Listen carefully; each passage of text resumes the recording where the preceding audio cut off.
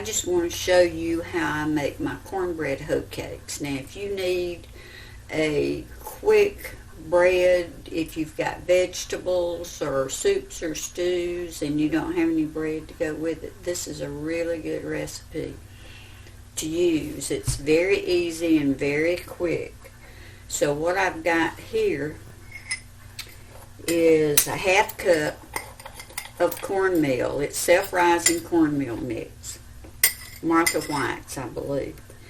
And this and oil and a little bit of water is all you need. So what I'm going to do is turn the burner on. And you want it reasonably hot, a hot skillet, to cook these in. That way you get a crispy, crusty outside to the bread. Anyway, I'm going to put a little bit of oil in to coat the pan. And I'm using canola. You can use most any kind of oil. I wouldn't use olive oil though, or butter, because they won't be as crunchy that way if you use something else, either butter or olive oil. Bacon drippings is good. Anyway, I'm going to add just a little bit of water from the tap. And when I say a little, I mean a little. I don't measure it, I just keep adding a little bit. You want a very thick batter. One that you can just spoon right into the pan. And it kind of looks like a paste. You don't want it to be dry, to have dry spots. You want enough water in it. I'm going to put just a little bit more. But you want a thick batter. And that's all I put in this is water and the self-rising cornmeal mix. Now, these hoe cakes have a rich, long history. There are many stories about who came up with the idea. And one story goes back to the 1600s in England when they made their cornbread, or all their breads, I guess, on a griddle. Made it much the same way on a griddle. And then there's the story about the workers on the farms here in America back in the 1800s. They'd be working out in the field during mealtime, or at mealtime. So they would build a fire and just mix their cornmeal and water and cook it on the hoe, on top of their hoe, on the fire that they had built right there in the fields. I don't know which of the stories is true, if either one, but I've been making this cornbread hoe cake recipe for many years. So you want your skillet, you want your oil to be hot, and it is. It's kind of dancing on the bottom of the skillet, and that's what you're looking for. And I'm just going to spoon this by the tablespoonful. You can make these as big as you want. You can just make one big one. But I like to make them with just about a tablespoon of the mixture. And this half cup will make about 5 or 6.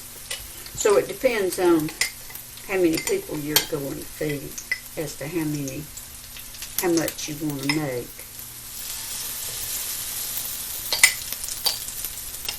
But we're going to have about 6 out of half a cup. So for a dozen of them, you would use a cup of flour.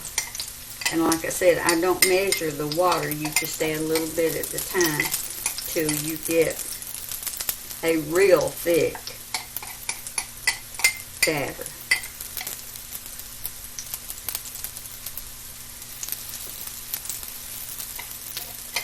And this is very fast to do.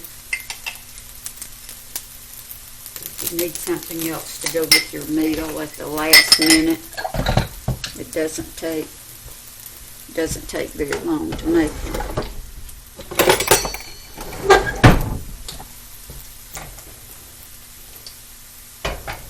And you can see around the edges when they start browning. So this one's getting pretty brown on the bottom. Soon be time to turn them over.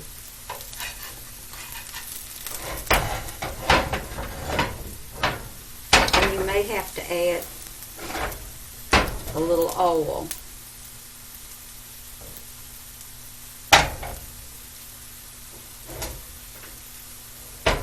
Because they do soak up a lot of the oil out of your skillet. But these are done on one side already.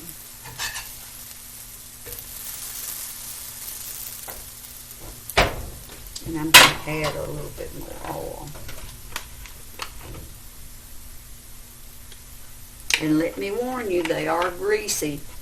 You better have plenty of napkins handy when you're eating them. But they are very good. Be sure you let them brown on one side before you try to turn them over. If you try to turn them too soon, they tend to tear up, fall apart.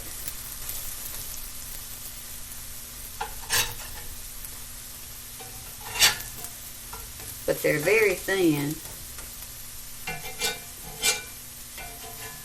and they get done very quickly.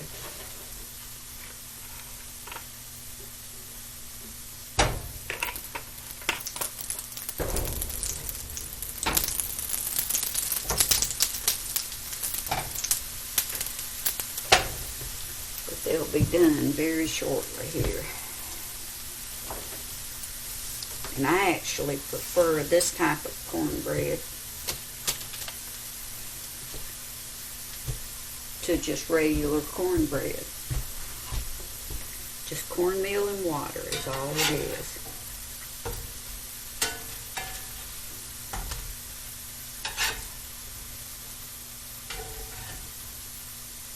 Now, they're starting to get done already.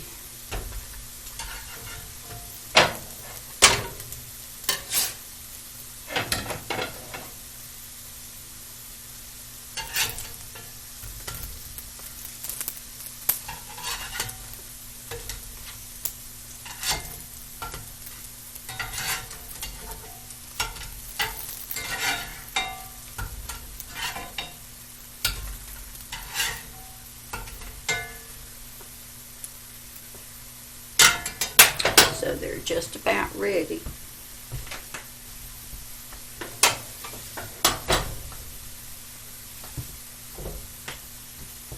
And they are especially good with vegetables, fresh vegetables, or any kind of dried beans.